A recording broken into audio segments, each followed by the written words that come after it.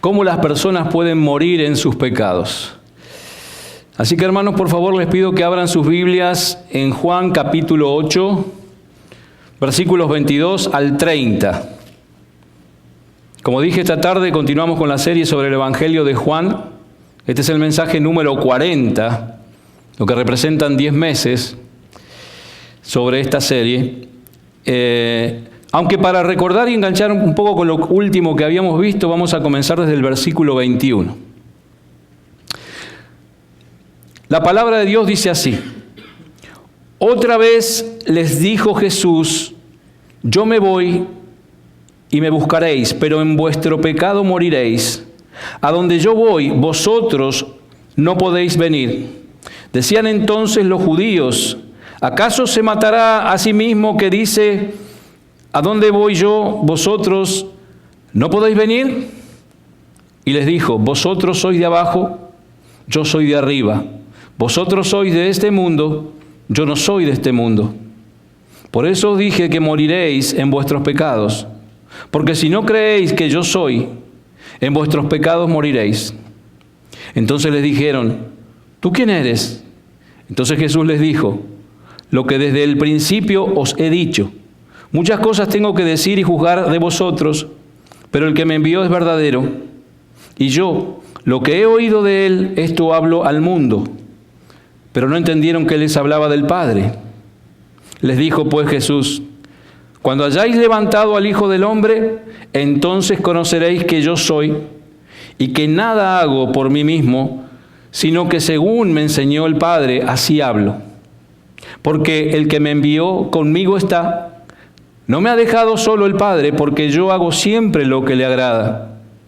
Hablando él estas cosas, muchos creyeron en él.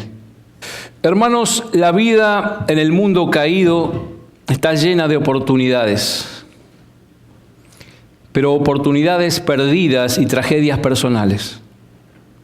Estas tragedias son consecuencias dolorosas y a veces devastadoras de decisiones malas y pecaminosas.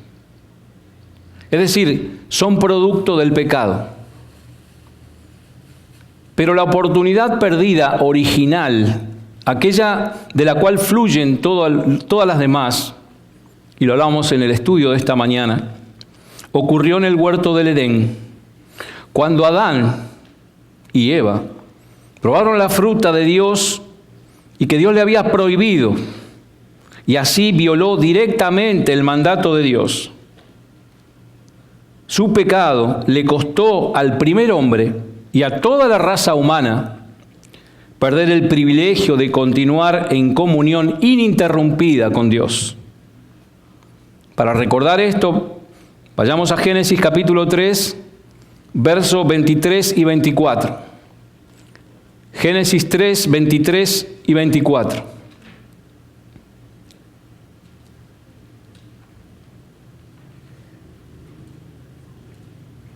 Dice la palabra, y lo sacó Jehová del huerto del Edén para que labrase la tierra de que fue tomado. Echó pues fuera al hombre y puso al oriente del huerto del Edén querubines y una espada encendida que se revolvía por todos lados para guardar el camino del árbol de la vida. Luego, posteriormente, Moisés y Aarón también experimentaron las consecuencias dolorosas de su decisión pecaminosa. Su desobediencia en Meriba le costó la oportunidad de entrar en la tierra prometida.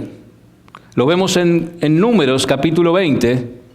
Vamos a leer del versículo 7 al 12. Números 20, 7 al 12. Donde nos relata esta penosa desobediencia. Dice la palabra que, y habló Jehová a Moisés diciendo, toma la vara y reúne la congregación, tú y Aarón tu hermano, y hablad a la peña a vista de ellos, y ella dará su agua. Y le sacarás aguas de la peña y darás de beber a la congregación y a sus bestias. Entonces Moisés tomó la vara de delante de Jehová, como él le mandó, y reunieron Moisés y Aarón a la congregación delante de la peña y les dijo, oíd ahora, rebeldes, ¿os hemos de hacer salir aguas de esta peña? Entonces alzó Moisés su mano y golpeó la peña con su vara 2 veces. Y salieron muchas aguas, y bebió la congregación y sus bestias. Y Jehová dijo a Moisés y a Aarón: por cuanto no creísteis en mí para santificarme delante de los hijos de Israel, por tanto, no meteréis esta congregación en la tierra que les he dado.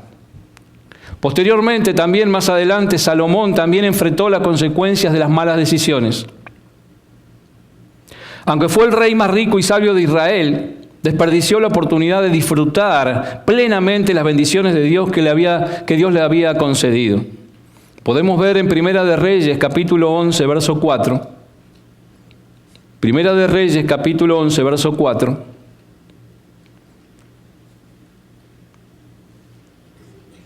Que dice que cuando Salomón envejeció, sus mujeres lo hicieron adorar a dioses ajenos, y a diferencia de David, su padre, su corazón dejó de ser perfecto ante los ojos de Dios. O sea, la consecuencia para Salomón fue que la vida se volvió vana y nada más que vana, como dice Eclesiastés, capítulo 1. Otro para mencionar el nombre también es Judas Iscariote. Él tuvo la gran oportunidad de ser uno de los 12 más cercanos al Señor Jesucristo durante su ministerio terrenal, pero desperdició tal privilegio por 30 piezas de plata y traicionó a Jesús. Judas condenó su alma para siempre porque nunca se arrepintió de esa horrible traición. Judas es el ejemplo más notorio de quien vio personalmente las obras de Jesús, oyó sus palabras, observó su vida sin pecado, pero aún así lo rechazó. Pero por supuesto no fue el único. Entonces quiero ahora sí volver al texto de esta tarde. Porque cuando ocurrió el diálogo del pasaje que traeremos ahora y que leímos al comienzo, Israel era bien consciente del ministerio de Jesús. Durante los 3 años anteriores había realizado numerosas e incontables milagros. Había casi erradicado las enfermedades de Israel, había alimentado milagrosamente a miles de personas, había expulsado demonios con autoridad, había calmado con la tempestad furiosa en el lago de Galilea e inclusive caminó sobre ese mar. Estos maravillosos milagros sin precedentes demostraban claramente que Jesús era el Hijo de Dios, así como también lo hacía sus asombrosas declaraciones y su profunda enseñanza. Entonces, a la luz de esta abrumadora evidencia, la incredulidad en Jesús no tiene excusa. No hay excusa. Quienes oyen el Evangelio y lo rechazan recibirán el castigo eterno. Y sin nadie a quien culpar, excepto a ellos mismos. Debo aclarar que incluso quienes no han oído el Evangelio son culpables de rechazar la verdad que se les ha dado. Tal verdad incluye aspectos de la existencia y del carácter de Dios, como se revela en el orden de la creación y de su conciencia. Por tanto, quienes rechazan a Jesucristo son completamente responsables de escoger morir en sus pecados. Como dice la palabra de Dios en Juan capítulo 3, verso 19, el que en él cree no es condenado, pero el que no cree ya ha sido condenado porque no ha creído en el nombre del unigénito Hijo de Dios. Y esta es la condenación, que la luz vino al mundo y los hombres amaron más las tinieblas que la luz porque sus obras eran malas. Bien, este pasaje que veremos esta tarde y que leímos al comienzo, o sea, Juan desde el capítulo 8, desde el verso 22 al 30, revela 4 formas en que las personas pueden asegurarse una muerte trágica así como también eterna. La primera forma es buscar la justicia propia o la autojustificación o autojustificarse. La segunda forma es por ser mundanos o por seguir a este mundo. Tercero, por ser incrédulos. Y cuarto, por ser ignorantes voluntariamente.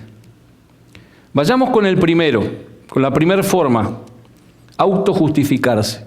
Leamos el versículo 22 de Juan 8.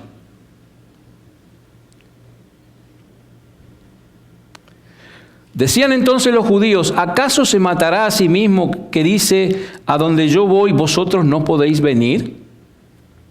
Según Juan capítulo 8, verso 21, que también leímos, Jesús había advertido a los líderes religiosos que la falta de voluntad para creer en Él significaba que morirían en sus pecados.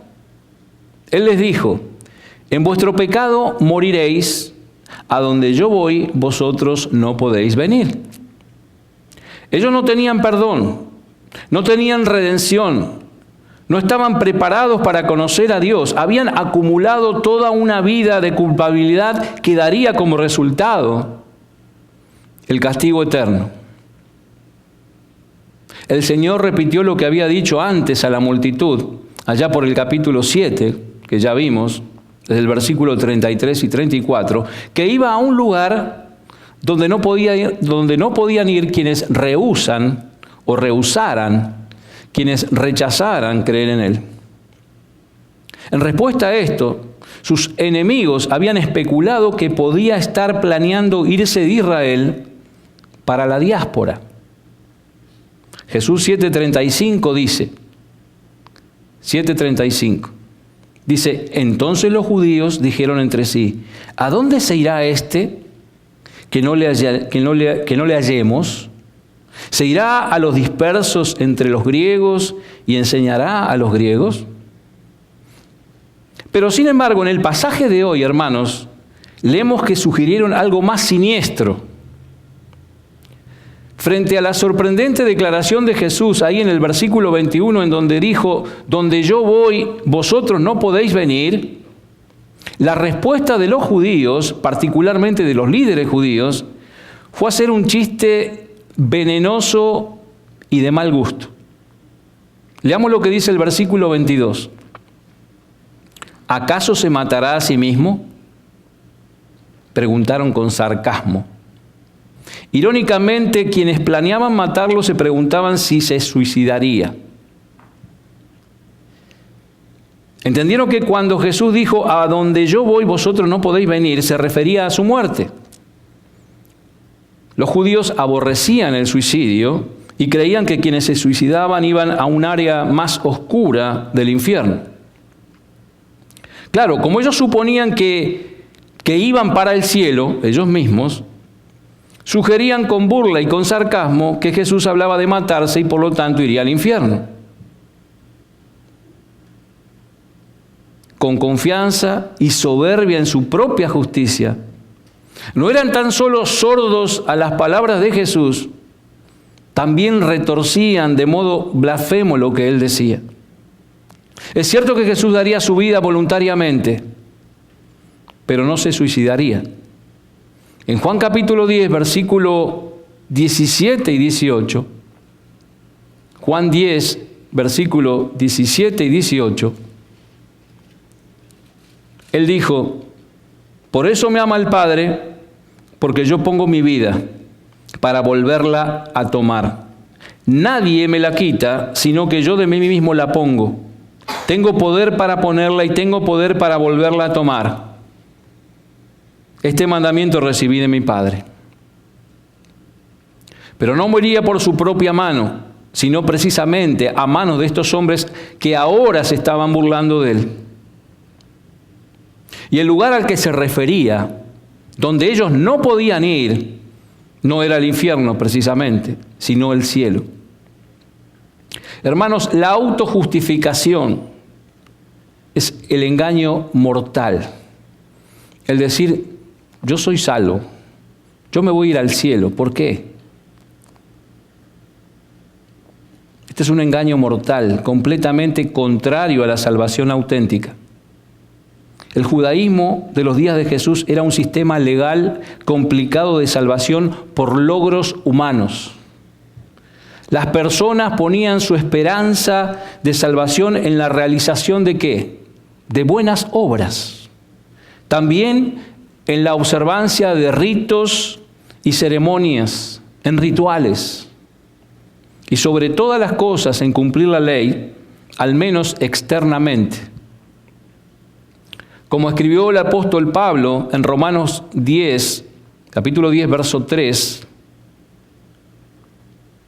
porque ignorando la justicia de Dios y procurando establecer la suya propia, no se han sujetado a la justicia de Dios.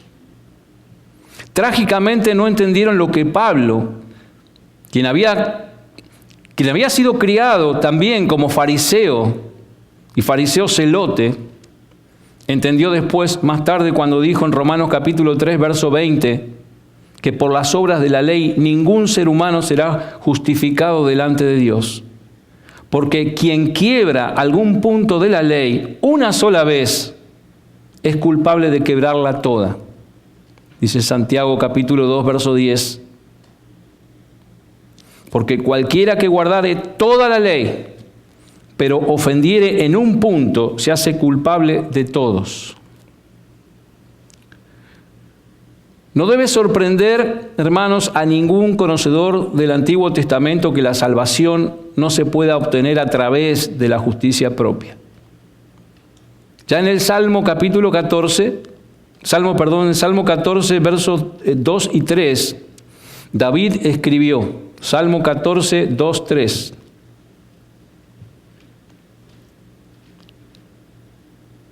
Jehová miró desde los cielos sobre los hijos de los hombres para ver si había algún entendido que buscara a Dios.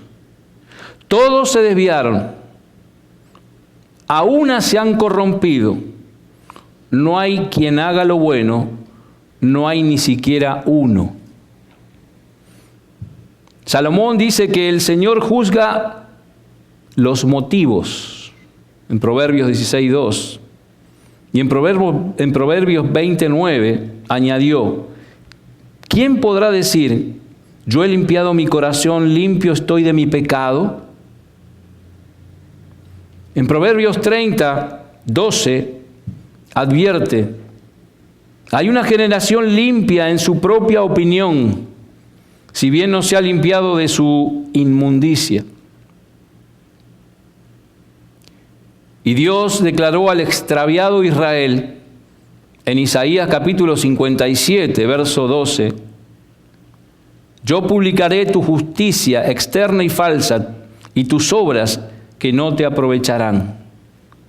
Unos pocos capítulos más adelante en Isaías expresaría la incapacidad total de los pecadores para salvarse.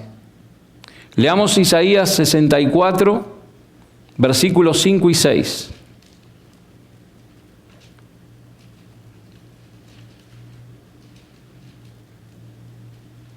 Isaías 64, 5 y 6 dice, he aquí, tú te enojaste porque pecamos. En los pecados hemos preservado por largo tiempo. ¿Podremos acaso ser salvos? Si bien todos nosotros somos como suciedad y todas nuestras justicias como trapo de inmundicia. Ya en el Nuevo Testamento también enseña que nadie puede salvarse por su propia justicia. En Mateo capítulo 5, verso 20, Jesús les dijo a sus oyentes, si vuestra justicia no fuese mayor que la de los escribas y fariseos, no entraréis en el reino de los cielos. Hermanos, la salvación solo viene por la justicia de Cristo impartida a quienes creen, como dice 2 Corintios 5, 21.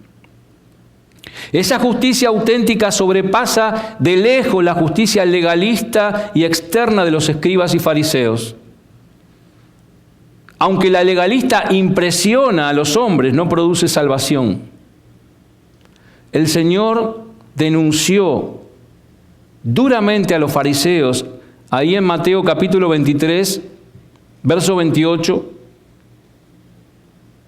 cuando les dijo: así también vosotros por fuera, a la verdad, os mostráis justos a los hombres, pero por dentro estáis llenos de hipocresía e inequidad. En Mateo capítulo 9, verso 11, los fariseos cuestionaron a los discípulos de Jesús. Dijeron: ¿por qué come vuestro maestro con los publicanos y pecadores?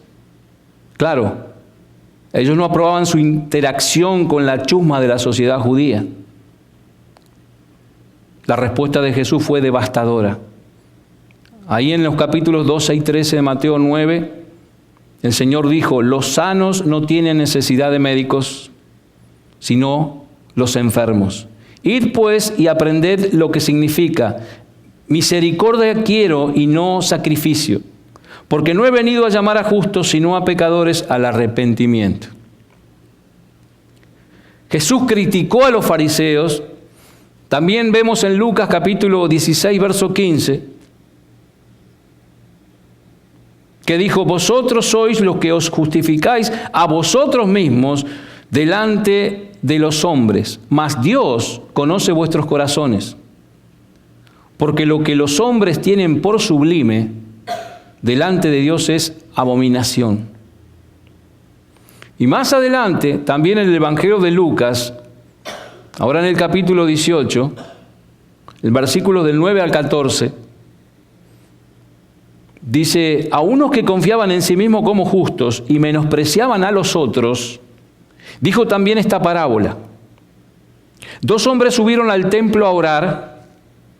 Uno era fariseo y el otro publicano. Publicano era cobrador de impuestos. No muy querido, ¿verdad? Pero ambos eran judíos. El fariseo, puesto de pie, oraba consigo mismo de esta manera: Dios, te doy gracias porque no soy como los otros hombres, ladrones, injustos, adúlteros, ni aun como este publicano. Ayuno 2 veces a la semana, doy diezmos de todo lo que gano. Wow, cómo se quería este hombre. Mas el publicano, estando lejos, no quería ni aún alzar los ojos al cielo, sino que se golpeaba el pecho, diciendo: Dios, sé propicio a mí, pecador. Dijo Jesús: os digo que éste descendió a su casa justificado antes que el otro, porque cualquiera que se enaltece será humillado, y el que se humilla será enaltecido. Esta parábola fue dada por el Señor para ilustrar la diferencia entre uno que era justo por su propia opinión y otro que era malvado y lo sabía. Ambos hombres estaban en el mismo encasillado espiritualmente. Ambos estaban muertos espiritualmente. Aun cuando ambos fueron al templo para orar, ambos estaban perdidos. Pero solo uno de ellos lo sabía.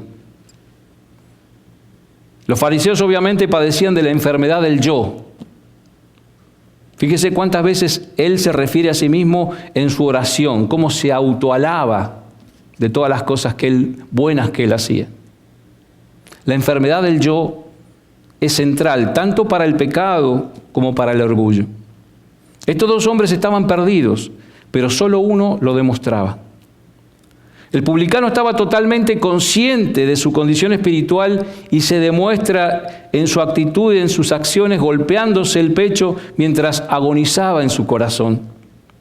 Mientras que el fariseo se sentía tan como en su casa, porque el templo era como su casa, ¿verdad?, que él ofreció su oración en una manera muy conspicua, con su rostro mirando hacia el cielo. Hipócrita. Pablo escribió a los filipenses, en Filipenses capítulo 3, verso 9, que la salvación no viene de la propia justicia, que es por la ley, sino que es por la fe ¿en quién? En Cristo, la justicia que es de Dios por la fe. También el apóstol Pablo en Tito capítulo 3, verso 5 añadió, nos salvó, no por obras de justicia que nosotros hubiésemos hecho, sino por su misericordia, por el lavamiento de la regeneración y por la renovación en el Espíritu Santo. Los judíos debían saber por las Escrituras lo que Pablo escribió a las iglesias en Galacia. En Gálatas capítulo 3, versos 6 al 14, hermanos. Gálatas 3, 6 al 14. Dice, así Abraham creyó a Dios y le fue contado por justicia. Sabed, por lo tanto, que los que son de la fe, estos son hijos de Abraham. Y la Escritura, previendo que Dios había de justificar por la fe a los gentiles, dio de antemano la buena nueva a Abraham diciendo, en ti serán benditas todas las naciones, de modo que los de la fe son bendecidos con el creyente Abraham, porque todos los que dependen de las obras de la ley están bajo maldición, pues escrito está, maldito todo aquel que no permanece en todas las cosas escritas en el libro de la ley para hacerlas. Y que por la ley ninguno se justifica para con Dios. Es evidente. ¿Por qué?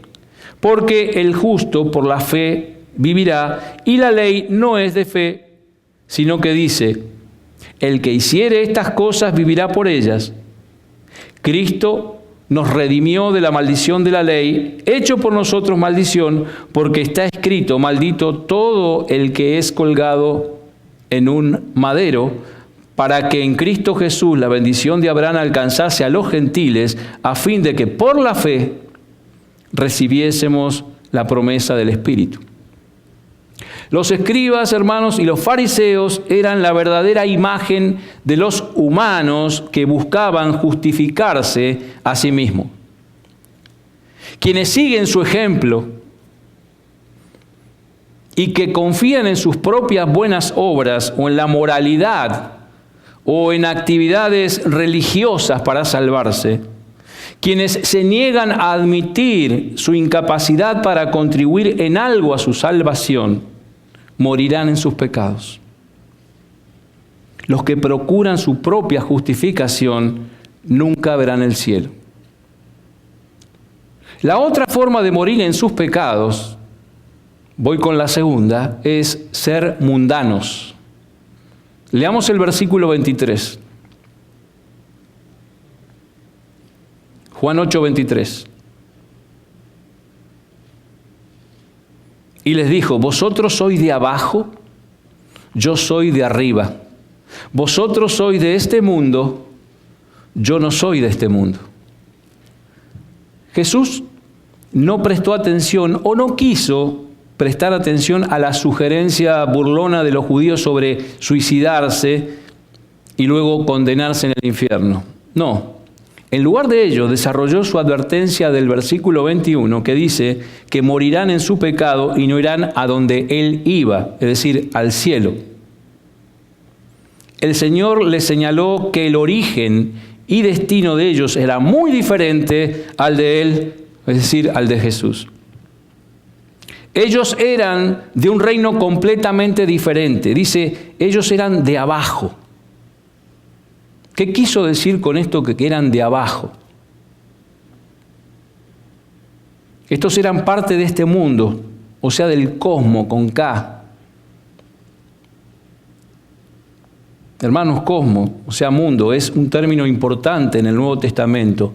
En este contexto, en esta expresión del Señor, o sea, cuando dice mundo, se refiere al sistema espiritual invisible del mal que obviamente es opuesto al reino de Dios y que comprende o abarca lo que dice en 2 de Corintios capítulo 10, verso 5, que dice, toda altivez se levanta contra el conocimiento de Dios. ¿Y está controlado por quién? Por Satanás. El mundo no reconoce la verdadera identidad de Jesús. tal como nos dice la palabra en Juan capítulo 1, verso 10. ¿Se recuerdan?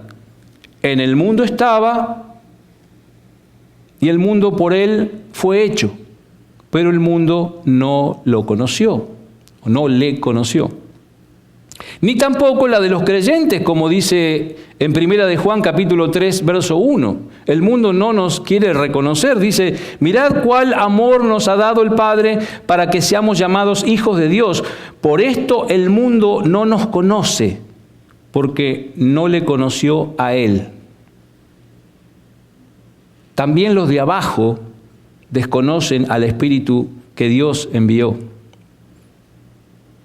al Espíritu que el Señor envió. La palabra de Dios nos dice en Juan capítulo 14, verso 17, el Espíritu de verdad, al cual el mundo no puede recibir porque no le ve ni le conoce. ¿Ven? Quienes están inmersos en el mundo, dice Juan capítulo 3, verso 19, que aman más a las tinieblas que a la luz, porque sus obras son malas. Y esto, hermanos, provoca su completa ceguera a la verdad espiritual. Están llenos de odio hacia Jesús y hacia sus seguidores por confrontar su pecado. No les gusta escuchar que son pecadores. No les gusta arrepentirse. Y como el mundo odia a Dios, también se regocija en la muerte de su Hijo. Hermanos, el materialismo, el humanismo, la inmoralidad, el orgullo, el egoísmo, o sea, lo que dice en Primera de Juan capítulo 2, verso 16, que dice, los deseos de la carne, los deseos de los ojos y la vanagloria de la vida son el sello del mundo, son las características que identifican al mundo.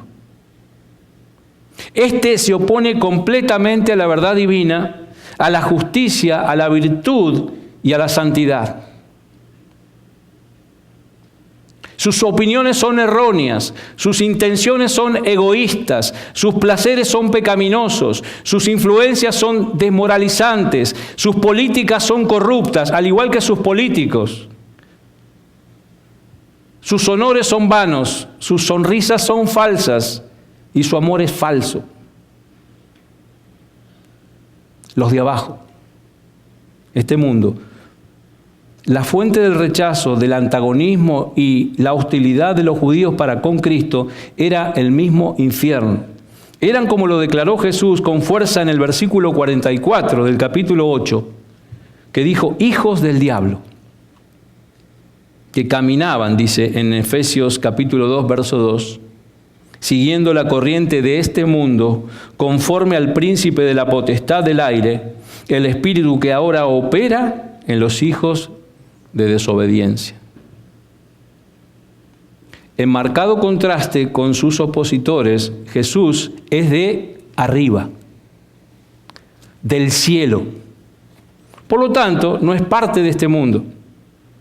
Como ya se dijo en la explicación de Juan capítulo 8, verso 14, en el mensaje que vimos anteriormente, el Señor siempre fue consciente de su origen celestial. Y hermanos, aunque nosotros, los creyentes, anduvimos alguna vez sin Dios en el mundo, y ya no formamos parte de ese sistema. Ya no, hermanos. Por eso Jesús les dijo a sus discípulos en Juan capítulo 15, verso 19, si fuerais del mundo, el mundo amaría lo suyo. Pero porque no sois del mundo, antes yo os elegí del mundo, por eso el mundo os aborrece. También dice en Juan capítulo 17, verso 14 y 16, ellos no son del mundo como tampoco Jesús es del mundo. Por otra parte, los de este mundo son los que no tienen el Espíritu, dice en Judas 19, y por eso mueren en sus pecados y terminan en el infierno. La tercera forma de morir en sus pecados es ser incrédulo. Leamos el versículo 24.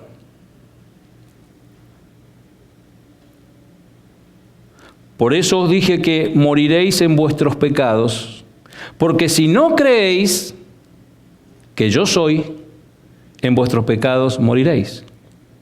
Aquí Jesús pasó de la justificación propia, es decir, de la autojustificación y de la mundanalidad que condena, pasó a la incredulidad. Repitiendo la advertencia en el versículo 21, Jesús declaró que quienes lo rechazan morirían en sus pecados porque rechazan creer que Él es. El uso de la frase absoluta y sin calificativos, yo soy, cuando dice, porque si no creéis que yo soy, subrayen esas dos palabras, yo soy, no es menos que una afirmación directa de la deidad total. Cuando Moisés le preguntó a Dios su nombre, ¿qué le respondió? Allá en Éxodo capítulo 3, verso 14. Dios le dijo, yo soy el que soy. En la Septuaginta, que es la traducción griega del Antiguo Testamento, corresponde a la misma frase, ego eimi, que Jesús usó acá, de la misma manera. Jesús estaba aplicando para sí mismo el tetragramatón, que es las 4 letras YHWH, que en la versión hispana de la Reina Valera aparece transliterado como Jehová, el nombre tan sagrado de Dios que los judíos no pronunciaban. A diferencia de sectas modernas como los Testigos de Jehová, los judíos, por lo menos de esa época, entendieron perfectamente que Jesús afirmaba ser Dios cuando pronunciaba estas palabras, yo soy. De hecho, estaban tan asombrados con el uso que Jesús hizo de ese nombre para referirse a sí mismo que intentaron apedrearlo por blasfema o por blasfemia, allá en Juan capítulo 8, verso 59, que ya veremos. Sin lugar a dudas, el Señor dijo que quienes lo rechazaban no se pueden salvar, sino que morirían en sus pecados. Ahora escuche con atención.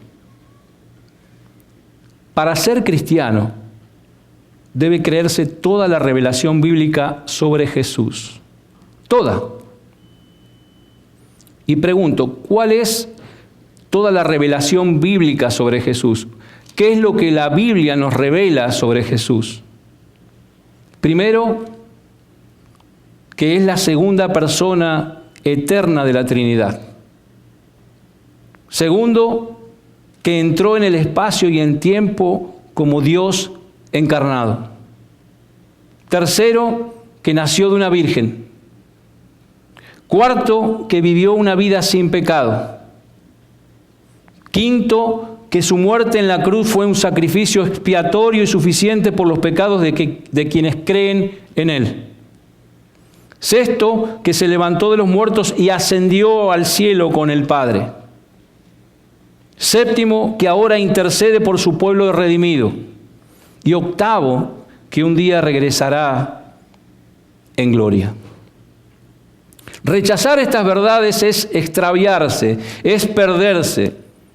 En suma, rechazar estas verdades, es perderse de la sincera fidelidad a Cristo que dice en 2 Corintios 11:3. Es adorar a otro Jesús, pero no al de la Biblia. Es estar bajo la maldición de Dios, como dice Gálatas capítulo 1, versos 8 y 9. Y lo peor es oír que al final el Señor te diga, como les dijo en Mateo capítulo 7, verso 23, les dijo, nunca os conocí, apartaos de mí, hacedores de maldad. Aquí en el versículo 24 dice, porque si no creéis, ese si no, las palabras si no, presentan la única esperanza de escapar a la ira y al juicio de Dios por el pecado. Pero la falta de voluntad para creer la verdad sobre Jesucristo excluye por naturaleza la posibilidad de perdón, pues la salvación viene solamente a través de la fe en Él. quienes siguen en incredulidad, quienes persisten en la incredulidad, negándose a aceptar por fe todo lo que Jesús ha hecho, morirán en sus pecados para siempre. Juan 3, versículo 36, dice: el que cree en el Hijo tiene vida eterna, pero el que rehúsa creer en el Hijo no verá la vida, sino que la ira de Dios está sobre él. Sin el conocimiento del Evangelio de Jesucristo, nadie puede salvarse. Por eso, hermanos, a los creyentes el Señor nos encomienda a ir por el mundo y predicar a Cristo a todas las personas, a todas las naciones. Y por último, la cuarta forma de morir en sus pecados es ser ignorante voluntariamente. Leamos del 25 al 30. Juan capítulo 8, 25 al 30.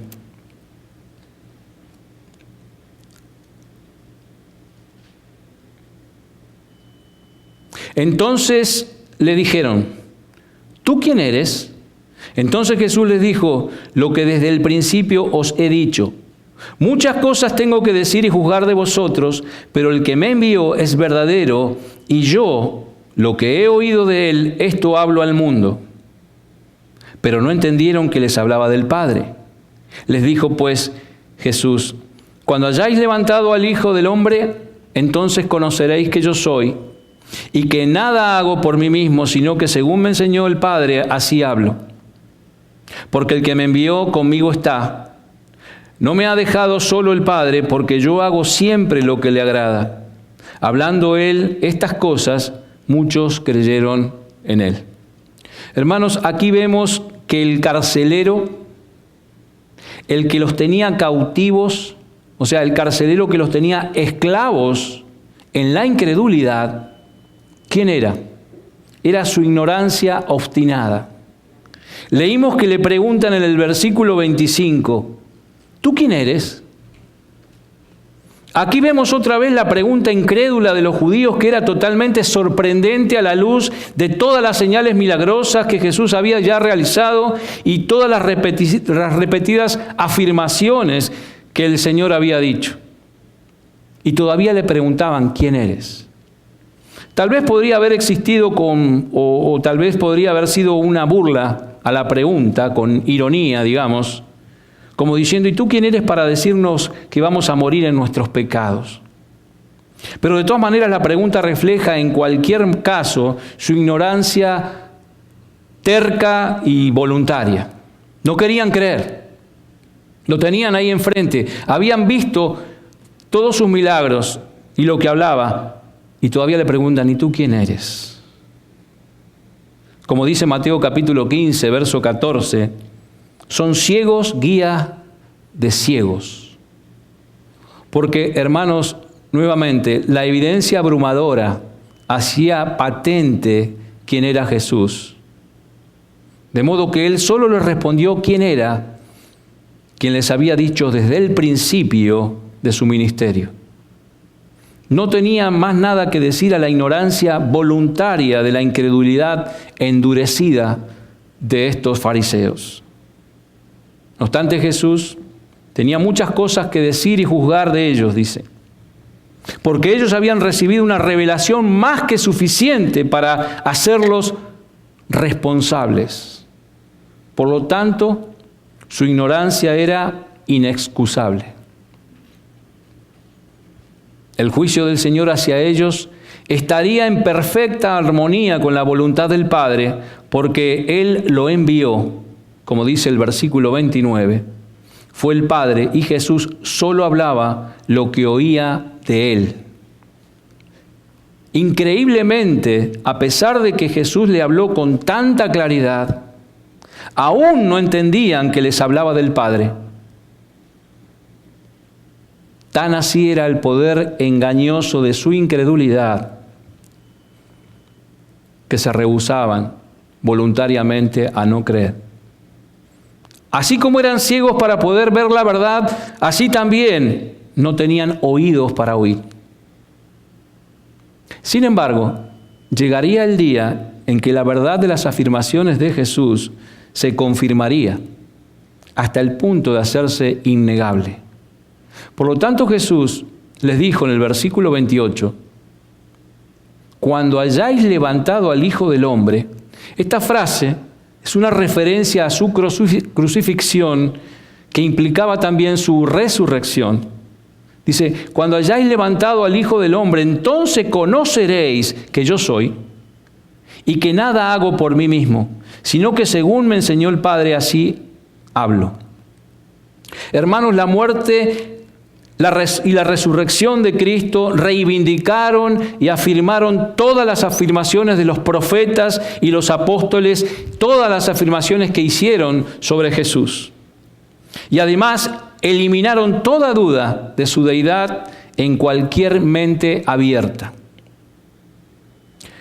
Esa obra grande, esa obra gloriosa probaba que Él de verdad habló según le enseñó el Padre y que el Padre estaba con Él, que no lo había dejado solo y que Él siempre hacía lo que le agradaba al Padre, porque no podía hacer otra cosa en su perfección divina. Dice Hebreos capítulo 7, verso 26, dice, santo, inocente, sin mancha, apartado de los pecadores y hecho más sublime que los cielos.